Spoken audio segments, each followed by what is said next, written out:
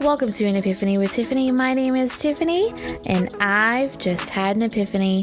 This podcast is all about Christian singles looking for community. Christian dating can be quite a mess these days. I'll share stories from my guests and practical tips for successful love. Dating shouldn't be this hard, right? So grab your favorite snack or drink and curl up with this episode, and you might just have an epiphany of your own. Okay, let's jump into this because I feel like a lot of people have different versions of what a season of singleness is. Like there's the closed version, and then there's just like, I'm not really closed off, but I'm also not really looking to date. So if you kind of want to share like your point of view on what that looks like, and then, what would you do if somebody all of a sudden came up to you in this season of singleness and was like, hey, I'm into you. Yeah.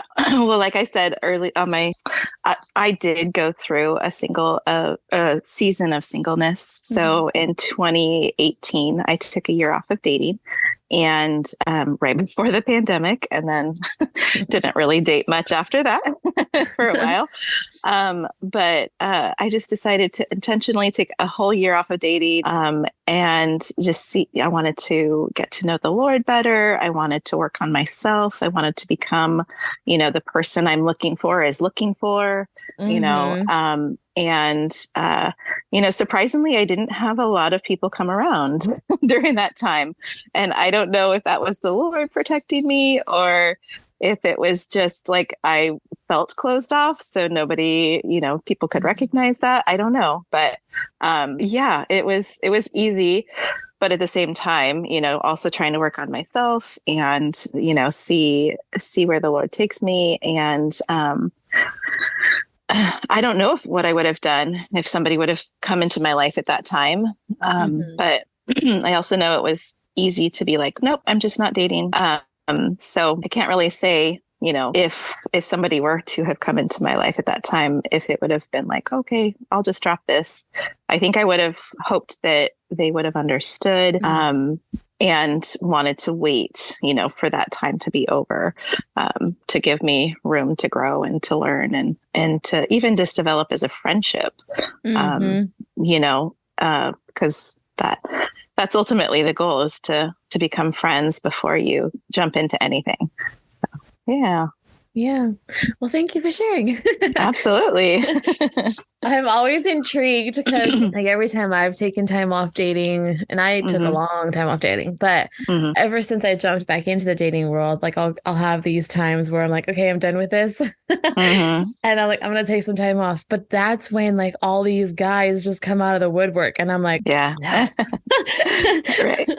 Yes. So I'm just always curious to see like how that is for other ladies. Because it's always the ones that I've turned down for whatever reason, or like they've turned me down for whatever reason, but then they always just like, oh, I'm going to come back in. And it's like, get behind me, Satan. Right. Yes. I am closed off right now. I am trying to work on me, and so it's just it's funny how that happens. Yeah, I guess, I did get into a relationship back in 2021, and I felt like there were people that were like coming around, and I'm like, no, I'm already in a relationship right now. So right. It is kind of interesting how that happens. Yeah. Yeah. I'm like, did they all get some memo that I didn't know I was putting out there? I've heard it said though that people, they see that you're in a healthy relationship. And so they see that healthiness, and they start coming out of the woodworks because they know that you're healthy and you're happy, and you exude this joy. So that could also be what attracts people to people who are dating or who are in a relationship, because they are their healthiest version of themselves, Yeah, that's a really good point too. I'm going to start thinking that way. Right? Yeah. Be like, it's not put a positive on it. Yeah. It's not that I'm doing something wrong. It's that I'm doing something right. Exactly. Okay. Well, thank you for that perspective. Yeah. Yeah, sure. I haven't asked as many women yet, but I'm just curious, like how many relationships have you been in? Or have you had like more situationships, or what does that look like? So I've been engaged Oh, once. wow. Okay. So I was engaged back in 2021. We got engaged fairly quickly, probably after about 6 months. Okay. And before that, I've dated, but I've also never like considered anything like a long-term relationship or anything really serious. I've had a few, friends with benefits, make out buddies or whatnot, but nothing really serious besides my ex-fiance. And I think I was just so ready to be in a relationship and to, wanted to be married so badly that I kind of was like, okay, even though I'm not 100% on him and, everything that, he is, that I'm just ready to go forward and just push on and see where things go. And then we got engaged and then I started planning the wedding. And before I knew it, I'm like, I don't think he's the right person. I had the whole wedding planned in like 2 weeks and had my wedding dress already bought and all the save the dates, already purchased. And I think I rushed myself because I'm like trying to, well, if I have everything done, then I can't back out, Yep. And so I felt so bad, and it was the hardest thing I've ever had to do to, call off the wedding and to call off the engagement and to break up with him. And it came out of nowhere. He had no idea. And, we just weren't compatible. We just weren't right for each other. And we were kind of forcing it. And I just couldn't make it work in my head, all the details. So anyway, that's kind of the extent of my relationship history. I'm always open to dating. I'm always open to meeting people. I've met lots of people. I've gone on a lot of first dates, a few second, but yeah. I don't know. I just haven't met the right person. And yeah, it's so complicated. I know. Yeah. It's like, thank you for sharing that also. Yeah. I think I've had so many conversations already about how complicated it is and why we all think it's so complicated. And it's been interesting to see the different responses because obviously I have my opinions, about why the general Christian public makes dating so difficult. But yeah, it's been really interesting to see those different viewpoints from everybody because, we all have different dating history, right? Some of us are divorced. Some of us have never been married, like some of us have had a bunch of relationships and some of us haven't. So it's been really interesting to kind of gain that perspective on that viewpoint of why we think it's so complicated. Yeah. But yeah, anyway, I'm just curious. Why do you think it's complicated? It's just hard to meet people in, like a natural setting anymore. And, we're at work all the time or we're hanging out with friends or whatever. Like, I don't go out because, I'm a responsible adult. And no, I don't. I go out with friends every once in a while, but it's more like to be with friends. I'm not going out to meet people. I guess people are more homebodies. I think COVID definitely made that worse. Yes. It's like, okay, you go to work and you go home or you go to church and you go home or whatever, the store, like there's just, not a lot of places that you go and people got used to being at home. And then, so now to put yourself out there and to have to make an effort and then online dating is so crazy and complicated and you don't know who you can trust and who you can't. And yes, it's just like people are not always truthful. And I've run into that quite a bit, but I'm always the most truthful. Like I will put everything out there. I will lay it all out. I'll be 100% me online. And so when I don't get that in return, it can be a little disheartening. So, but yeah, I think it's just so hard to meet people naturally. I always think that people should be setting their friends up, I'm always open to blind dates or meeting people like at a house for a party and like setups and knowing that it's a setup but yes, just hasn't really happened quite yet. So, But yeah, I'm always open. I'm a pretty open, honest person, and I like to expect that in return from people, but don't always get it. So yeah, you bring up such a great point, though. I feel like, well, for me, I've had a lot of married friends. I have more single friends now, but that's because of the Facebook groups. You right. know, so those have been great for that. But the majority of my friends were or are married, and so it's like they don't have a lot of single friends either. I'm like their one single friend, and I'm all, how am I supposed to meet people? Right. Yeah. You know, I know. Sometimes you have to think outside the box too. Like, oh, you just met this person. Oh, they're single. Oh, hey, let's get to know you too. So yeah, I mean, yeah, it's true, because married people too, they get in their own, space, and they're in their own bubble, and they're not meeting new people most of the time. But I've always had this idea that like the person that I'm going to be with is just like a friend of a friend. Like, oh, I never thought about you two together. Like for some reason I have this great piece that it's going to be like, oh, you guys would be great together. I just never thought about you two together. And I'm just like, okay, I'm just going to wait on that. And I really hope that that's going to happen. But then again, I force myself to like go on online dates and meet people through singles groups and things like that. So I'm kind of, yeah, I have no idea. It's so complicated. It is, and it doesn't need to be. I'm just like, just start meeting people and see what happens. But yeah, I make it complicated for myself though too. It's true. Yeah, we get in our own heads about things and build up stories or create fantasies, and then we're like, let down when things don't happen. Yeah. I had a really good conversation yesterday about the grieving process of it was going to be, and then having to grieve that because it's not how it has turned out. Yeah, absolutely. Yeah. So it was really interesting. I was like, I'm not going to cry, but right. I'm the one interviewing. I don't want to cry. Yeah, exactly. But I'm like, you were speaking to my soul right there. But yeah, right. Yeah. It's crazy to think about how many of us are 30 and up and still trying to figure this out. And, that's why I'm loving doing this. I'm hoping that it helps somebody, at least just one person. That's all I ask.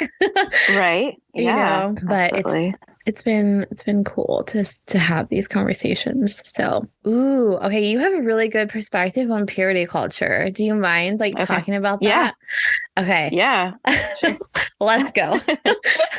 So with purity culture, like recently I've just kind of been unraveling that, and I was talking to my brother the other day, and he's not necessarily, in the church anymore, but we were both talking about how purity culture kind of influenced us and made us think that like, if we do everything right, that we're going to be blessed with this wonderful marriage and a wonderful sex life. And, everything's just going to be, the Lord's just going to bless us with this. And the older I get, the more I'm like, I've done everything right. I've, saved myself for marriage. Like I am still a virgin at 38, and I'm still not married, and I still don't have any prospects. And I've, it's just this idol that you place on a pedestal, and, and then people do get married and they're like, yeah, it's not everything you thought it was going to be. And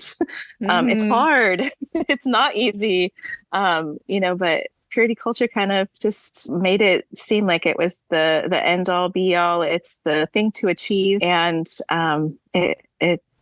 it's not necessarily true. And it also really heavily influenced me in like, hey, sex is bad. Outside of marriage, but sex is bad. So let's save it.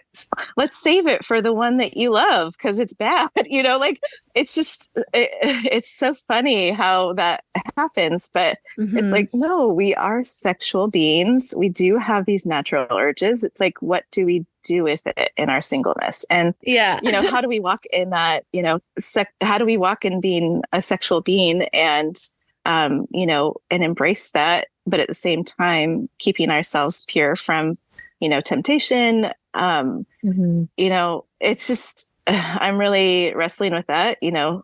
I don't think that we were intended to be single into our, 30s, late 30s, 40s, 50s. And, people were getting married so much younger, like they were having a healthy sex life, in their younger age. And it's like, what do we do? What do we do with this at this age when we have all these desires and urges?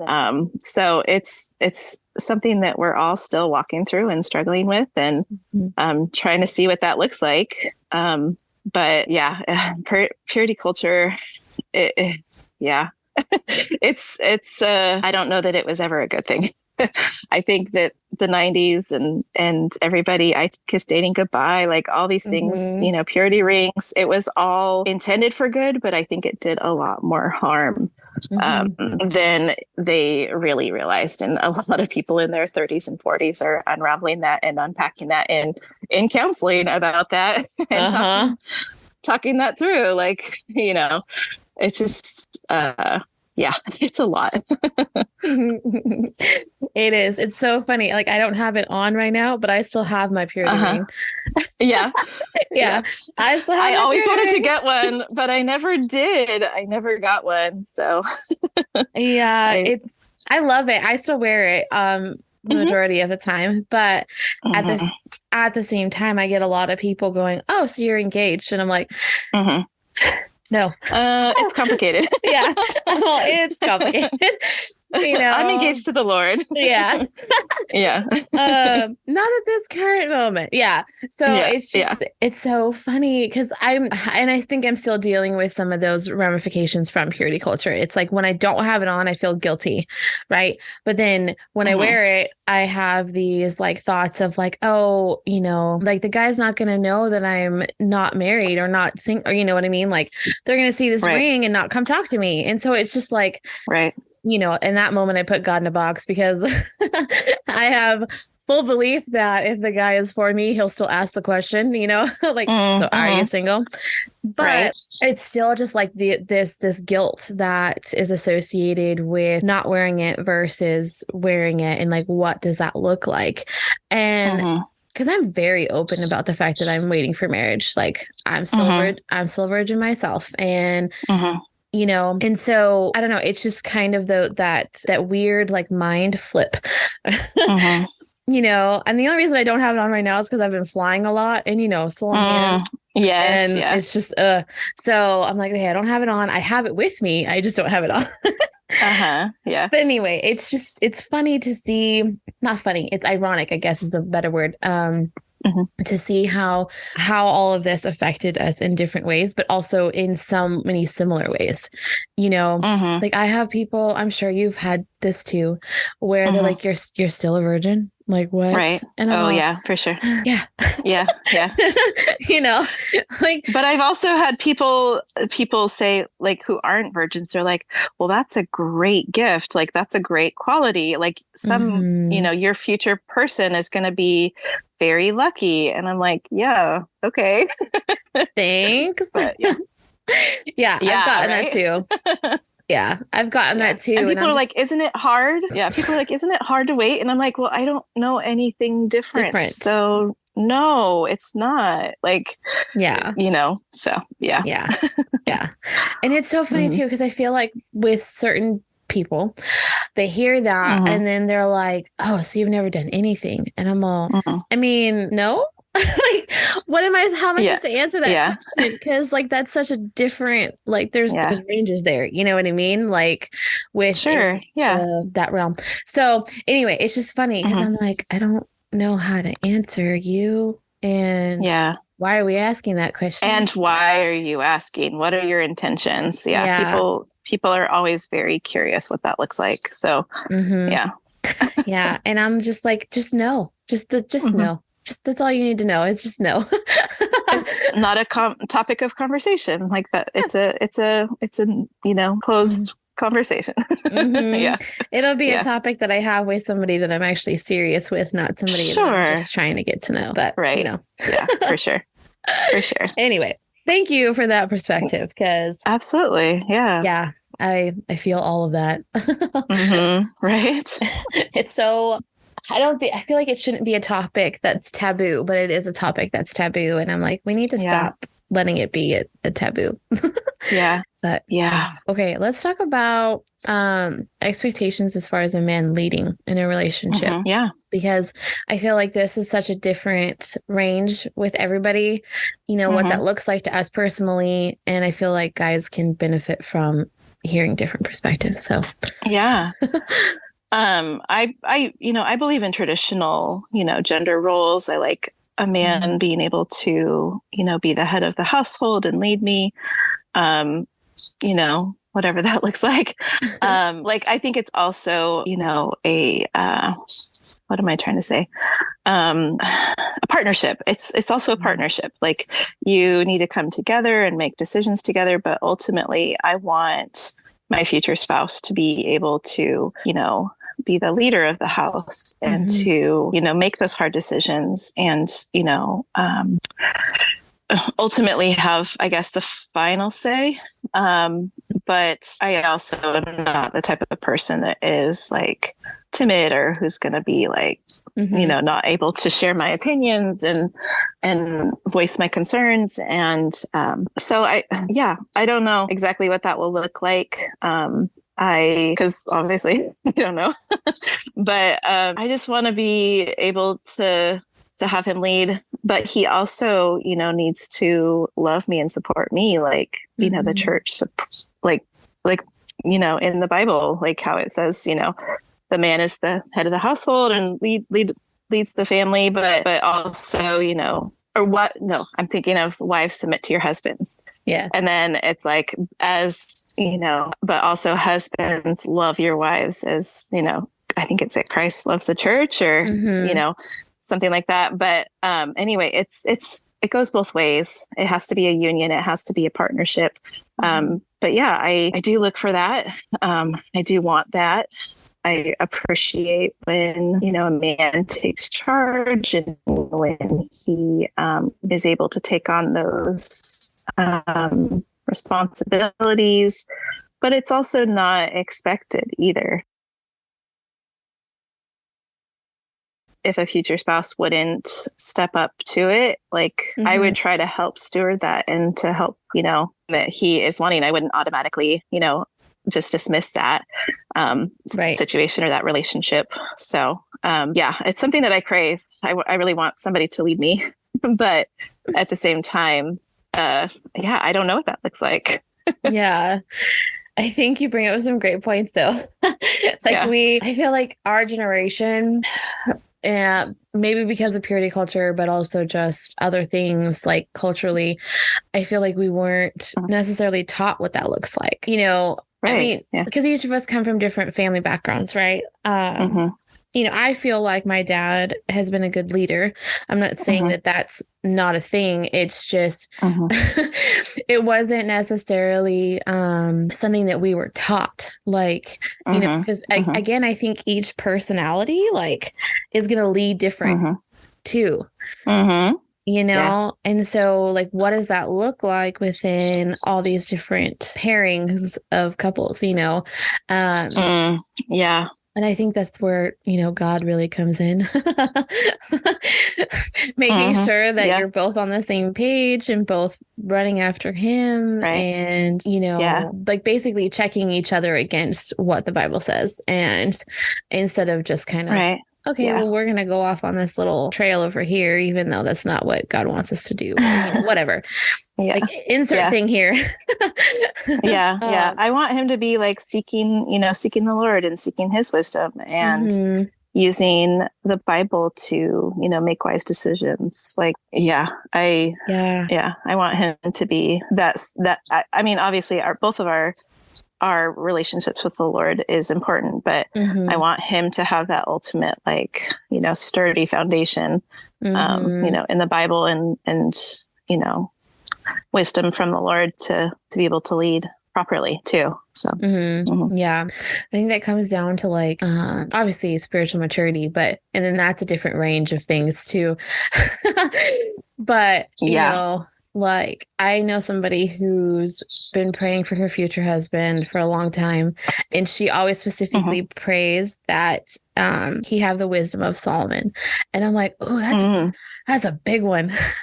Yeah. You know, but I'm like, I love that. I don't know if I want to pray that myself, but I feel like I should now. Like, the older I've gotten, I'm like, maybe I should have been praying that. I know. You know, but it's such a good, I feel like that's a really good thing to be praying, like characteristic wise, you know. Yeah. Because sometimes we get focused on the other things instead of the character. You know, right. It's like, but your character is just as important as all the other outward things. Yeah, absolutely. One of the other women was talking about how, you know, we don't get to choose our own family, but we get to choose our children's parents, basically. So like, she was putting it as, you know, male and female. Like, you need to be looking at it, not only what they're going to be able to, or how your relationship's going to be, but how are they going to be with your kids, future children, if you have children, you know? And I was like, that's huge. That is big. Yeah. Yeah. I don't actually want children. Yeah. So I think the closer I get to approaching 40, I'm like, yeah, I don't really know that I ever had that desire to have kids and to be a mom. I would love to be a mom in the sense of like a bonus mom. Like, if I were to meet somebody that has kids, you know, I would love to be a bonus mom and come alongside him and or his, you know, ex or whatever the kid's mom, to support them in however that looks or whatever they want me to be in that role. You know, I have 6 young nieces and a nephew, like they're all under 8. And so I'm a proud auntie, and that really fills a big, you know, desire in my heart to be able to mother, but I don't really know that I want to birth children of my own. So it's it's a weird place to be in, because I'm like, I just don't know if I want to be a mom. But, you know, I do have a natural instinct to mother, and am a very caring, loving person. How that looks and how to be able to, you know, steward that well. Without being a mom myself. So you bring up another great point. Like, I'm an auntie too. I have a few of them, and so it's like, I've always told every single one of them, like, oh, you're my kids until I have kids, or if I have kids, you know. But there's so many of us that are in our mid to late 30s or even early 40s that, you know, still want to try and have children. And it's like, you know, this whole, it goes back to the grieving thing, right? Like, it was kind of mentioning, you know, what does that look like? You know, are we going to be bonus moms? I personally would love to be a bonus mom as well. Like, I feel like I would rock that. You know, right? Me too. I'm like, I would be a great. I could be the fun one. Yeah, I could be the fun one. I don't have to be like super strict. Like, I'll be respectful of whatever they want, but I won't, you know, have to do like all of the disciplining or whatever it is. Yeah. So. Yeah. And I think that looks so different depending on the situation, obviously. But yeah, like that would be, I would love that. I would love to be in that area. Yeah. It's also interesting too, though, because I do have people who will tell me like, well, you just don't understand because you're not a mom, you know, and they're like, something changes when you become a parent. And I'm like, yeah, but like, it kind of can be a little bit of a slap in the face. Like, well, you're just not a mom. You don't know. And I'm like, that's a lot more hurtful than you realize what you're saying. So, yeah. Yep. Yeah. I have been told that so many times, and I'm like, okay, well, just ignore the fact that I helped raise my youngest brother and that I've, you know, helped raise my nephew. And, you know, they're both 24 and 20, almost 20 now. Like, are you kidding me? Yeah.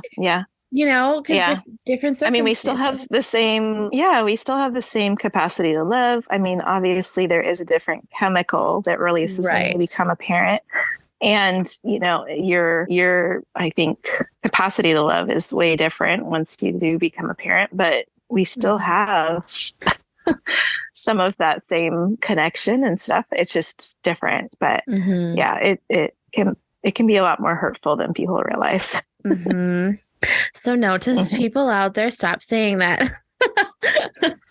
Yes. Yeah. I've lost my mind a couple of times when people have told me that. And just like, you have no, especially as somebody who has desired that since I was like a teen, it's like, you have no idea how deeply that cut just now. And it's like, but I'm so upset that I can't tell you, like how deep that hurt. So, well, even as somebody who doesn't want to become a mom, like it still hurts. Yeah. It's just it's not helpful. So, yep. Agreed. There's so many things that we say to each other, and I'm just like, it's so not helpful. Like, just a perspective shift that I've had in the last few years is like, I've stopped asking couples, when are you going to start having kids? You know? Yeah. Because that can be a huge thing. Yeah. Huge source of contentment and just hurt. Yeah. There's, we don't know. We don't know what people are going through and the struggles that they're going through. So. Exactly. Yeah. Yep. Like our family, we've experienced multiple miscarriages within our family. So like, because of that, I'm like, nope, I don't ask that question anymore. And if I do ask a similar question, I'm like, okay, I'm going to phrase this in a way that it's like, I'm not, I want to know, but I also leave it up to them to be like, I don't want to talk about it. You know what I mean? And it's not so much just like, oh, well, when are you guys going to start having kids? It's more like, hey, is this something that you guys are trying for in the future, Lord willing? You know what I mean? Like throw it out there like that instead of it being so, so when are you going to do this? Right. Yeah. The question of, when are you going to get married too is another one that just stop. Or why hasn't somebody snatched you up? You're such a catch. And I'm like, if I knew, I wouldn't be single. It's like they're almost backhanded, like a backhanded compliment, like, what's wrong with you? Like, in a way, what's wrong with you that you're not married yet or whatever? Exactly. And it's like, if I knew, I wouldn't be single.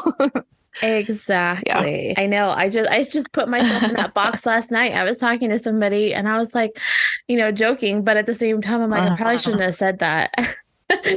It was the whole like, okay, so I want all these things and like, I'm such a catch, but how am I still single? And I'm like, stop thinking like that. Yeah. Not a benefit. It's not a benefit. I personally think I'm going to be a great future spouse, but I have a lot of great qualities. I just haven't found the right person that is, the good match for me yet. So, yeah. Yep. Dating is so difficult. Yes. So yeah, because you referenced your biggest struggle already with dating, finding a good match. Amen, sister. Let's talk about being eager, but trying to be patient in the waiting. Because I feel like that's such a huge thing that we tend to ignore. So yeah, if you want to kind of explain more about what you mean by that and what that looks like. I'm definitely eager to get married, to start a relationship, to build a partnership and, a life together with somebody. But the older I get, the more I'm like, oh, I really, really want this. I really there's been times, you cry, like, why God, why am I still single at this age? But then, you also kind of have to not dwell on that and, be content in the singleness and, and be patient too. Like, just know that he is in control of this. He knows exactly when we are going to meet our future spouse. Like, he's just like, oh, just you wait, and we don't see the big picture. He does. But it's kind of like you have in one hand, you're super eager to get married and to start that family and relationship or whatever.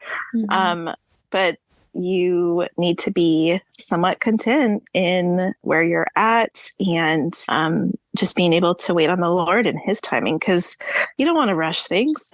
He knows exactly when it's going to happen. So yeah, it's a big balancing game. Just like, it doesn't mean I can't get angry about it. It doesn't mean I don't get upset about it or have some tears shed about it. And but just trying to rest and know that he's taking care of it, and but also helping things along too. Like, we can't just sit around our house waiting for the FedEx guy to come be the person, like we have to also put ourselves out there and be, available. And and then also, I've just recently heard somebody say, like, singleness is such a gift. Like, and it's true, because I don't have anything tie me down. I can go somewhere. I can travel. I don't have to check in with anyone, and I do a lot of house sitting. I'm house sitting right now for 3 weeks, and then I'm booked until the end of December, basically. And Wow. I don't have anybody, that I have to check in with. And it's just nice to be able to get up and go and not have to do anything. I like to solo travel. I do a lot of road trips by myself. And you don't have to stop for people and stop when they need to go to the bathroom. Like, you can just hit the road and push through, or stop whenever you want to stop to take photos or eat or whatever.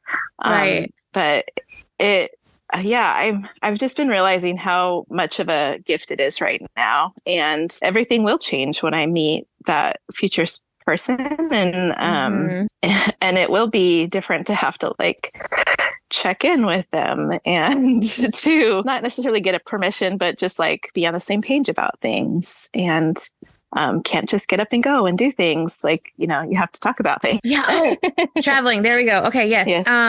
Yeah. Because I do a lot of that too. And I'm going to the meetup in November, and I'm super excited. Fun. Yeah. Yeah, to be able to go meet all these random internet strangers. But Right. yeah, it's just so great though. Because I haven't traveled in a while. COVID kind of put a stop to that. Right. But Yeah. it's like focusing on, bettering yourself, but also not, but also still living. That's the way I want to phrase that. Like, yes, you want to get married and have all these things, but that doesn't mean you have to be stuck and not living your own life. Right. But at the same time, you make a great point of, like, when that changes, it will probably be a little bit of an adjustment. It will be a huge adjustment for me. Huge. Yeah, I know. Yeah. I know it will be. Yeah. Yeah. I was having a conversation with a friend the other day about it, because she just started dating somebody, and she's like, I don't know how this is going to work, because she's been so used to being so single. And I'm like, I was like, but you both have, like, her and this guy. And so, I'm like, you're both going to have to go through the adjustment together. And she's like, that's true. Right. Yeah. And I'm like, just let it flow however it's going to flow. You just communicate and, see what that looks like. But also at the same time, like, that constant communication is a little hard for me. Yeah. Which is, I mean, I want it, but at the same time, like, if the guy is super into communicating a lot, I get a little overwhelmed. Like, I don't want to be texting throughout the whole day. Like, I work all day and I can't be on my phone at work. And, when I'm getting all these messages and I'm like, I can't respond, or, like, I don't know. It's a lot of pressure. Constant communication can be a lot of pressure, and just not something I'm used to. Yeah. Leaving somebody better than we found them. Like, I think that's just so, so important. And the majority of us just don't. I mean, well, in my experience, a lot of us don't get that. And, it's like, how do we sit here and say that we're like, in some certain situations, like, say that we're believers and stuff, but we treat other people this way. And it's like, that's not very Christ-like, guys. You know? Right. Yeah. Yeah. Yeah. I mean, I've been convicted about it a lot too. And I'm like, okay, you need to be a little bit better on how you letting people down, and, don't ghost them. Like, actually tell them, hey. Yeah. Yeah. Because nobody wants to be ghosted. Nobody wants to just be left on red, waiting to see what's going on. And so that's why I'm like, okay, I know it's not going to work out. Let's just end it here. Yeah. Mm-hmm. Yeah. And I've been through so many situationships in the last couple of years, and it's just like some of these could have ended a lot better than they did. Yeah. And yeah, on either side, like either it was me ending it or he was ending it. And it's just like, why did we have to do it that way? Like, it could have been better. So, like, moving forward, how am I going to handle this situation? Right. Yeah. Anyway, I feel like that's just, I don't know if you've listened to any of the What Men Think series. I haven't. Oh, no. Okay. Yeah, I should. It's real good.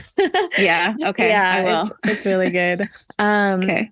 But that keeps getting brought up by all these guys too. And I'm just like, see, we both sides suck at this. Right. Yeah. It's just hard. It's hard being an adult. It's hard being a Christian adult, like it's just,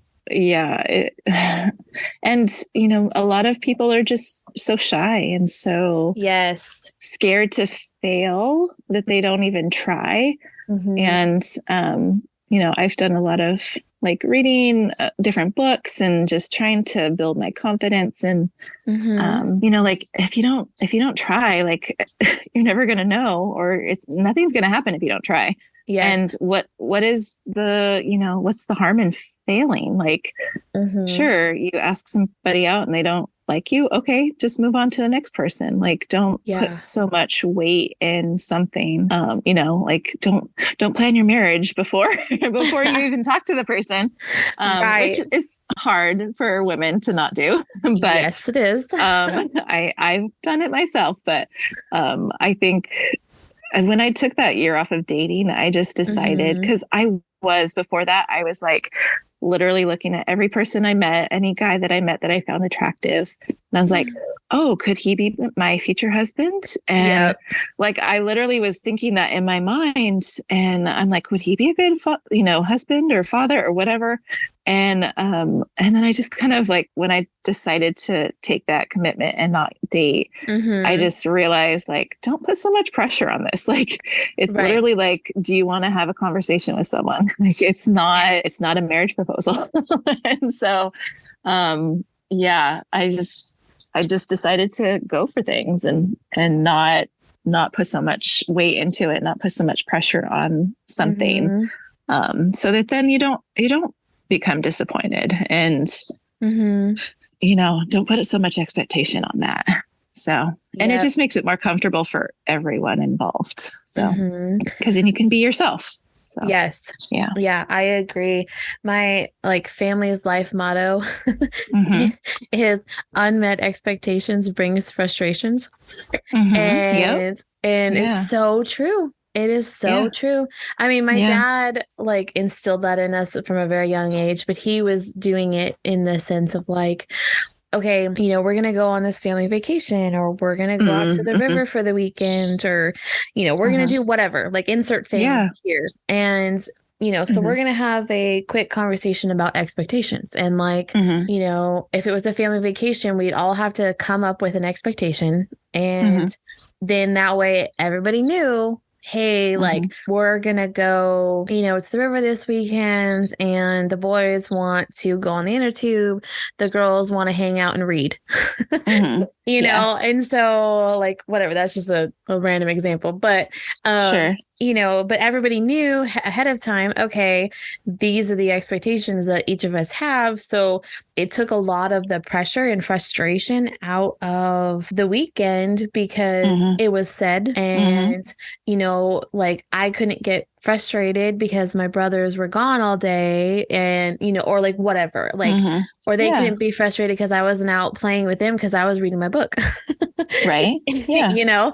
So, or, vice versa, whatever the situation was. But, it helped a lot and growing up, and I feel like I still try and carry that into everything, but it can be a struggle. Yeah. Oh, you for know? sure. But it's such Yeah. a great thing to kind of keep in mind. Just communicate what those expectations are, or just walk into things without any expectations. Like, yes, I exactly. don't expect to do anything. Like a lot of the times with my traveling or like road trips or things like that, I'm like, okay, I have a destination for the night, like, but during the day, don't know what I'm going to do. So I could literally do anything. And it, just walk into things like with an open mind and so then you don't have any expectations to be disappointed about when you don't meet them. Yes. Yeah. Also agreed. As a planner, it's very hard for me to do that, but I used to be a really, like, I loved having a plan. I loved having everything. And then something changed. I don't know if it was because I do a lot of house sitting or traveling or whatever. I just was like, I don't need to know. I don't need to know all the details. And I've always been a very detailed person. So I don't know. I don't know what changed. I'm just getting older, I guess. Yeah. I feel like I'm getting better at it, but there's still parts of me that's like, okay, we need to have an idea of what's going to happen. And yeah. But yeah, that's so great. I'm like, I want to go traveling with you. Let's go plan a trip. Right. Yeah. That would be fun. I feel like more people need to just do it. Just go. Yeah. I love to just pack up my car and I just bring like a bunch of laundry baskets full of clothes and have like a smaller bag. So then wherever I'm at that night, I can just take in the clothes that I need. And then, pack up snacks and drinks and water and hit the road. I did. So I live in Oregon. So I did Washington, Idaho, Montana, Wyoming, and then went back. I did a huge loop over 2 weeks and just visited friends that have moved out of the area and stayed at their house. I only had to find a place one night and I did a really cool glamping tent in Idaho. Nice. And but other than that, I just stayed at friends' houses and, bought groceries and cooked at their houses for them and with them. And it was just a really fun 2-week vacation in July. So that is so cool.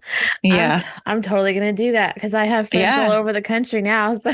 Yeah, that's true. Like, I need to remember that so I could connect with people too. But it's really fun to just get in the car and drive and, try to just have a destination for the night and you can just kind of figure it out as you go. So,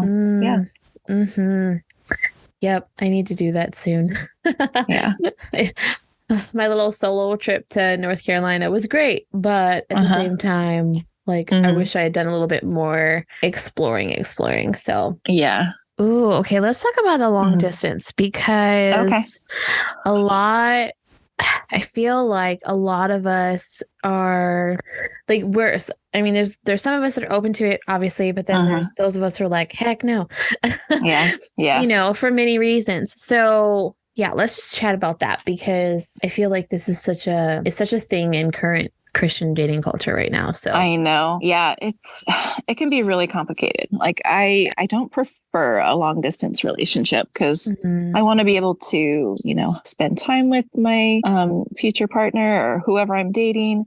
But my ex and I, we were somewhat long distance. It was 3 hours. So okay. I mean, it's a ways, but it's definitely doable. But we were basically like either city, every other weekend. And that got to be a lot, especially over the course of like 6-7 months. It was just, I lived out of a suitcase and it was really difficult. And then I was also commuting for work. So I was another 3 hours away from that. So it was just like a really hard time, but an adventure too. Like it was always fun. I got to see someplace new that I didn't really have experience with. And so anyway, I mean, it's just, you have to be really intentional. Like we did a lot of video chatting and texting and communicating with each other, talking on the phone when we were driving, things like that. But if it was long distance, like hours and hours or across the country or across the world even, that could be difficult. I'm open to it, but it's definitely not ideal. Just because logistics, it gets in the way, and, you can't always hop on a plane and go see someone, or you have to see them every, few months or, whatever. But at the same time, like I find guys attractive that are, in Texas, and I'm like, hey, slide into their DMs, and they're like, I'm not into a long distance relationship. Like, so I kind of, when I'm initiating it, I am. But if another guy is like, hey, I live in Seattle, and it's like 6 hours away, I'm like, oh, I'm not really into long distance relationships. So I can be a little bit, I don't know, contradicted, like, I don't know the word I'm looking for, but it's just not always ideal. But I'm definitely not closed off to it, because you don't know, the person you could meet could be halfway across the country or the world, and so there you can find love anywhere. But yeah, it's just kind of how open are you to an adventure? Because it is going to be an adventure. Hey, thanks for listening. I hope you've enjoyed the stories and the perspectives that were shared in this episode. Please share it with a friend whose dating life might need some help. Wink, wink. If you want to connect with me on social media, you can find me on Instagram, TikTok, and Twitter @AnAPiffWithTiff. I really hope to see you there. There are multiple ways that you can support my show. You can pray for me, rate, review, and share any episode that you love. Or you can even financially contribute by going to patreon.com/An Epiphany with Tiffany. Until next time, I'm Tiffany, and I hope you just had an epiphany.